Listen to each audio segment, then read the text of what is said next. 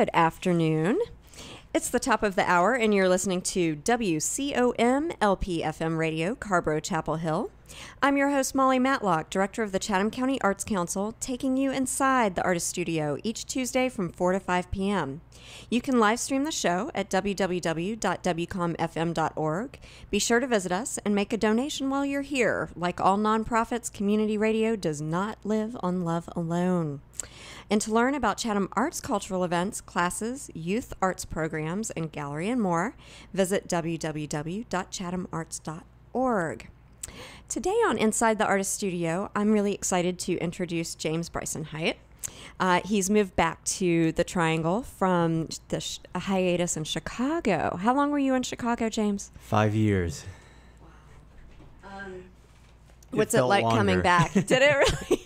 The winter's there. The 6-month winter's there. We'll see, cold and pain are synonymous in my world. I forgot to put my headphones on. Sorry, that's much better.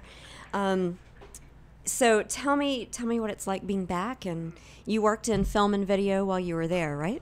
Yeah, my day job up there was with a firm. We did video, multimedia, social media, mostly for higher education, some nonprofit. But while I was there, I was also plugging into the local independent film scene, which is really impressive up there. Yeah, what was your favorite project?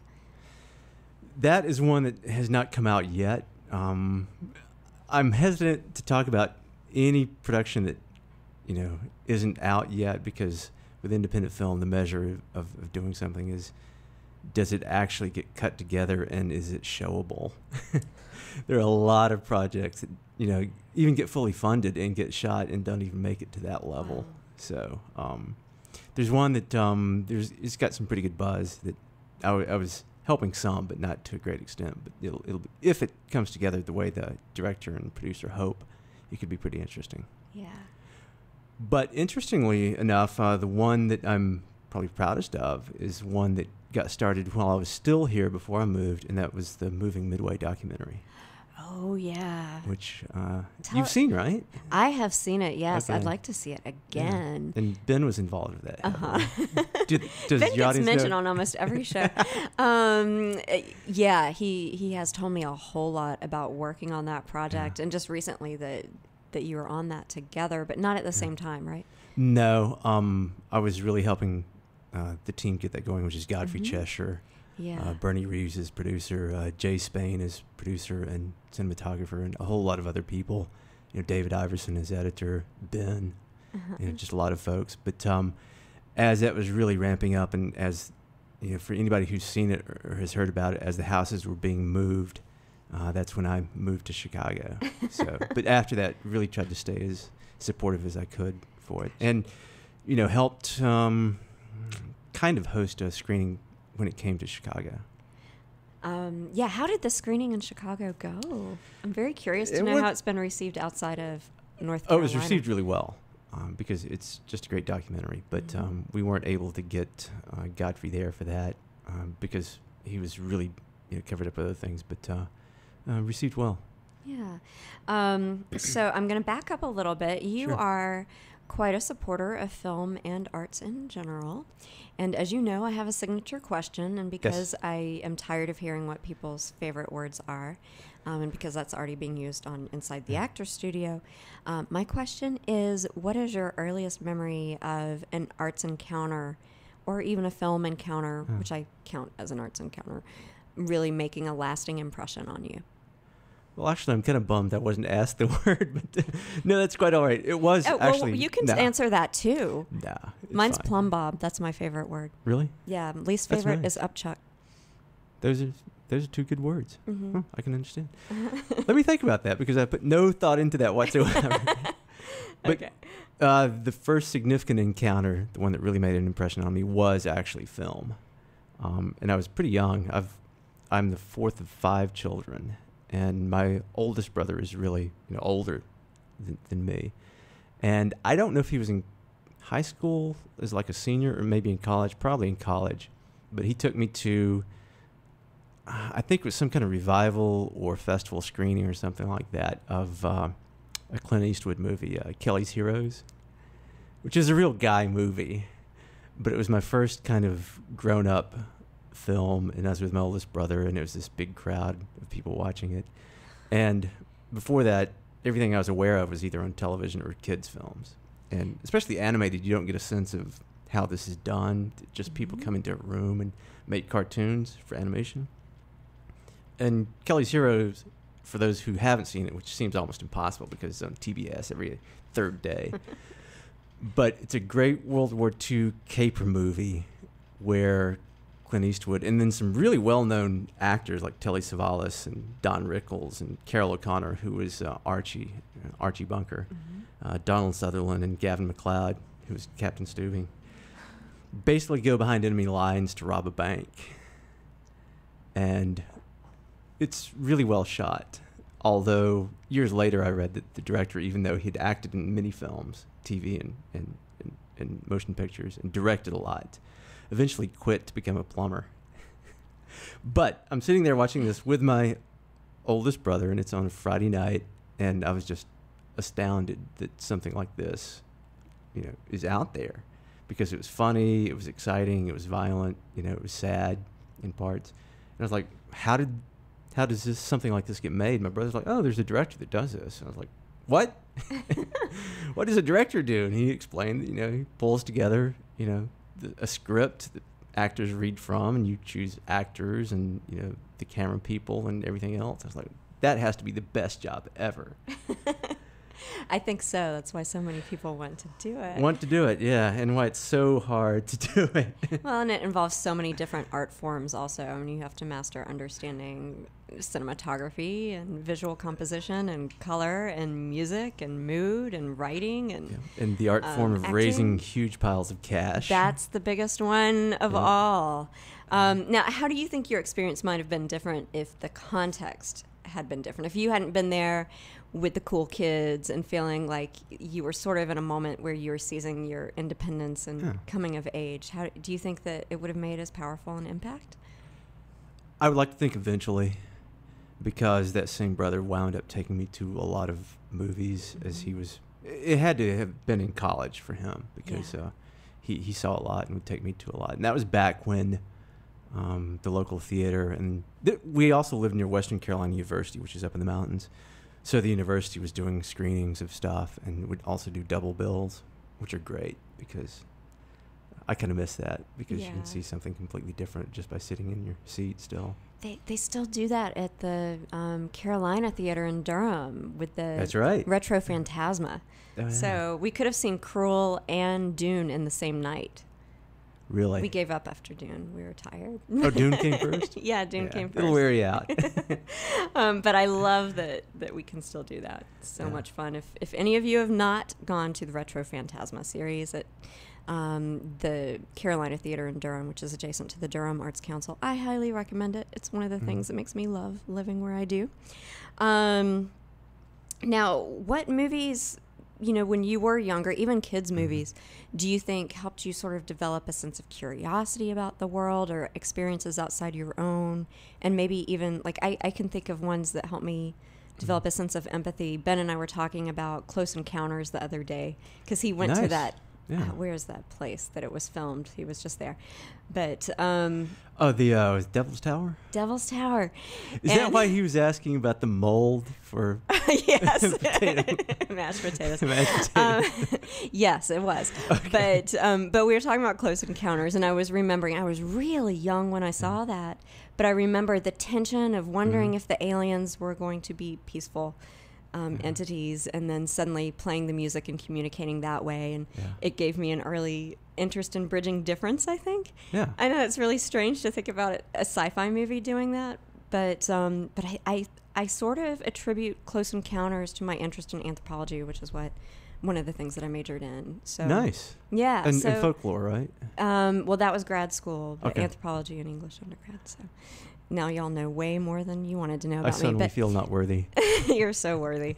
I would love to be doing what you're doing, but not that I don't love what I do. I do, but directing and producing is kind of the penultimate. But do you have any movies that you can think of that kind of shaped you in that way? I do. I have one thread I'm going to complete, though. Because Okay. speaking of Kelly's Heroes, which again is an awesome movie, and I think they're going to remake it with a cast of young actors. That's the last I heard. That same plot is the plot for David O. Russell's Three Kings. If you saw that with George Yeah, I Clooney, did. where they snuck behind and were robbing the gold. Mm-hmm. And David O. Russell, who did I Heart Huckabees and Flirting with Disaster, is now on tap to direct Pride and Prejudice and Zombies, Awesome. which is supposed to be out 2011 with Natalie Portman. So it all comes back to zombies. I can see that. But Everything comes back to zombies. It does. We've talked about that before, and we're It going to does. talk about it more. yeah. So Close Encounters is actually a really good movie. But I think with especially anything that Spielberg does, even as a young kid, you're pretty aware that it's so highly professional that it's like a completely different league. You know, it might be looking like looking at a Matisse or something, and you're thinking, I will never get there, and maybe I shouldn't even start drawing, you know, if you're inclined to visual arts. But for me, the one that really stuck out as a child was Willy Wonka and the Chocolate Factory, because you had to empathize and sympathize with the kid, because his parents pretty much aren't there. And he's got the one grandfather, otherwise his grandparents are literally stuck in bed all day long. And then he has, you know, literally the golden ticket, thinking this is really going to change my life. And this messianic Christ-like figure is probably insane. So he's still kind of on his own, you know, and trying to figure it out, but has all these great adventures until, you know, the end and the resolution. That is kind of the ultimate coming-of-age movie when you think Yeah. about it. He's having some illusions stripped, but he still sort of maintains his pure core and Absolutely. And throughout adversity throughout the movie. and if you watch it again, there are parts that are really dark and scary. Mm-hmm. Oh, I know. Yeah. That's a darn creepy movie, Yeah. but whimsical, too. It is. I mean, not, scary enough, but not too scary as a young child. I also love the grandfather, and I so was afraid he was going to die. Me too. So. I kept thinking that towards the end there he was going to have a heart attack and just leave him, and then he'd be stuck with Gene Wilder's character. Yeah. So I just wanted to throw that out there in case other people had that same reaction, but I just remembered it. So when did you know, did you know when you saw Kelly's Heroes that this is, you know, directors, that's the best job in the world, so I definitely want to work in film? Did you know that then? Or was that just sort of... That was... growing up in the mountains there, which we were about 45 minutes to an hour west of Asheville, which is, you know, kind of remote. Sure, we had Western Carolina University there, and Asheville was fairly close, and Atlanta wasn't that far away. But there was no context for how you would connect point A to point B, and point B being studying and then making films. So, you know, my friends and I would always talk about it as something that might be possible, but you'd have to move to New York or LA and go to film school and find friends or, you know, relatives who are very wealthy or just, you know, happen to really luck out. So, in high school, we had a lot of interest in film, which is how I came to, you know, screen for the first time Night of the Living Dead, because our little AV Geek club got together and actually rented a print of the film, and we're going to show it at the school as part of our club activities. And when the administration saw it, they were like, absolutely no way. This isn't going to happen on school grounds. See, I was thinking yesterday when we were corresponding about this show that it should be a part of school curriculum. Anyway, or curriculum. And now I think it could be because of what's going on. But we wound up going to the public library, and it's actually Jackson County, Silva. And they just let us have a room in the back to screen it because they figured if we were doing that, then we weren't getting into trouble. That was very progressive of them. Yeah, and it was the only time we could do it. We couldn't do it on weekends because the library closed early. So it was like on a Wednesday night, middle of the week, of course. And it was in the fall, which meant it got dark early. And it was our little club and then 3 or 4 other people. And it was this tiny little 16 millimeter projector in the middle of this big dark room, churning it out. and the rest of the lights are off in the building. And so it really felt like a newsreel. And watching it, in full for the first time, and then going out into a dark parking lot to drive home for 30 minutes in the middle of the dark, it was really creepy but effective. But it was also amazing to watch that, because you have to admit the production values on it aren't, huge, but they are really, really effective. Like, it's guys who knew how to shoot black and white film because they'd done so for regional and local news, which is how they showed, news scenes back in the day. They actually shot on film, then go back and process it, and then literally broadcast it. And then just, effectively figuring out with no budget, how can you make something that's incredibly scary? So.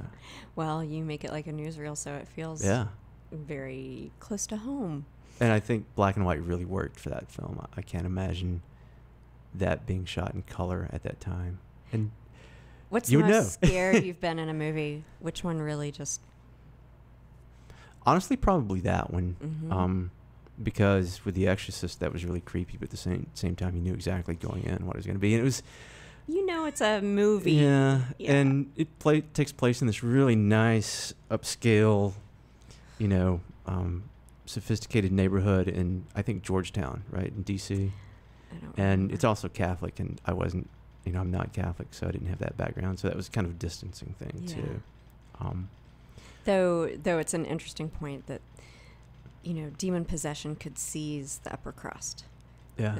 I don't know if that statement had been thoroughly made until that movie.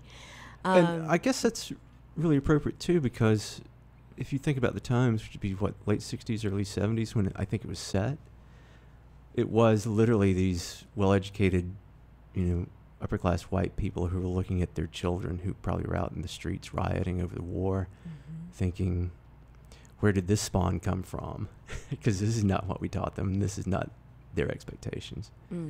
So beyond that, I don't know if scared's a good word, but startled incredibly well was probably the thing. Do you think at that time, you were young, did you pick up on the... Okay, I'll back up and just say that James has really opened up a lot of our eyes to looking at zombie movies in a much more multi-layered way. Would you say that you picked up on the social commentary and social nuances that were intended in that film? In Night of the Living Dead? Yeah, because... yes, because the, I guess, nominal hero of the film is a black man. And everybody else in the cast is white, and it's obviously set in the 60s. And they really don't, the characters themselves don't really comment on that. There was this subtext of, who is this, good-looking, proud, confident black guy to give me orders? But they don't come out and say it in that way. And basically, if anybody had listened to them, they would have survived until the very end. And for those of you who haven't seen the original, I don't want to give away the ending. Although you can probably guess, Molly and some other friends, we had a screening of what was supposed to be the original, but it turned out to be the remake that's in black and in color, done by someone completely different, and also the very end is different too. So try to stay away from that one because the context is different. But I felt like that really did come through. That's what made it more effective. And the director said he didn't cast that lead actor because he was black. He cast him because he just happened to be the best actor that auditioned for it, and it really worked. And the subtext of the racial undertones just really, I felt, made it, because it did feel at that point like there was even more social commentary than. And you're listening to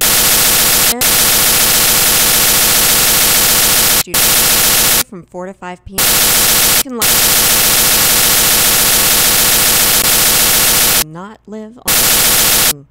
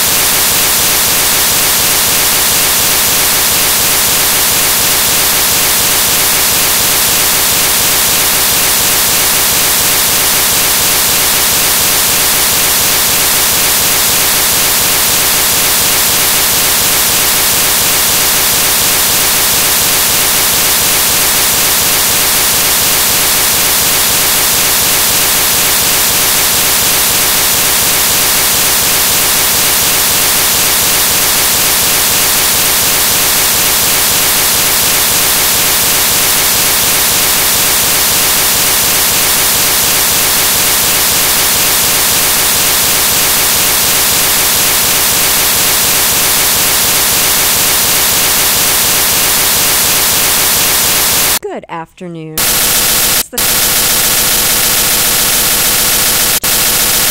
taking you in the studio. You're here, like community.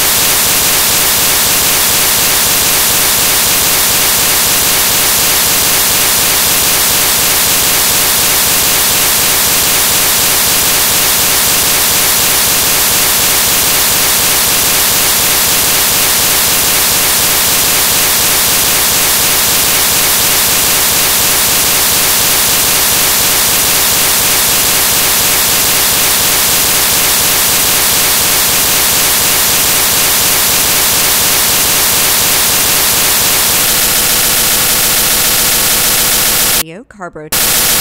I'm your www.fm.org. Chatham Arts classes, youth arts programs, and gallery and more. Visit www.ChathamArts.org. Today on Inside the Art Studio, I'm excited to introduce James Bryson Hyatt. He's moved back to the Triangle from Chicago. How long were you in Chicago, James? 5 years. What's it like coming back? Winter's there. 6-month winter. Yes, cold and pain is synonymous in my world. I forgot to put my headphones on, so it's much better. Tell me what it's like being back and in film and video while you were there. Yeah, my job up there was with the firm. We did video, media, social media, mostly for higher education, some non-profit. But while I was there, I was also getting into the local independent film, which is really impressive there. Yeah, what was your favorite project? That is what has not come out yet. I'm hesitant to talk about any production that, isn't out yet, because independent film, the nature of something is, does it actually get cut together and is it doable? There are a lot of projects, get fully funded, get shot, and make it to that level. So there's one that it's got a pretty good buzz. I was helping some to a great extent. It comes together. The director, producer, hope it could be pretty interesting. Yeah. Interestingly enough, the one that I'm proudest of is one that started while I was still here before I moved, and that was the Midway documentary. Oh, yeah. It's seen, right? I have seen it, yes. I'd like to see it again. And Ben was involved with that. Ben gets on almost everything. Yeah, he has told me a whole lot about working on that project. Just recently that you were on that together, but at the same time, right? No, I was helping the team get that, which is Godfrey Chester. Yeah. Bernie Reeves is producer, Jake Lane is producer and cinematographer, and a whole lot of people. David Iverson, editor, Ben, just a lot of folks. As that was really coming up, and as for anybody who's seen it or has heard about it, as classes were being moved, that's when I moved to Chicago. But after, I really tried to stay as supportive as I could for it, and helped kind of host a screening when I came to Chicago. Yeah, how did the screening in Chicago go? Very curious to know if it's been received outside of North Carolina. It was received really well because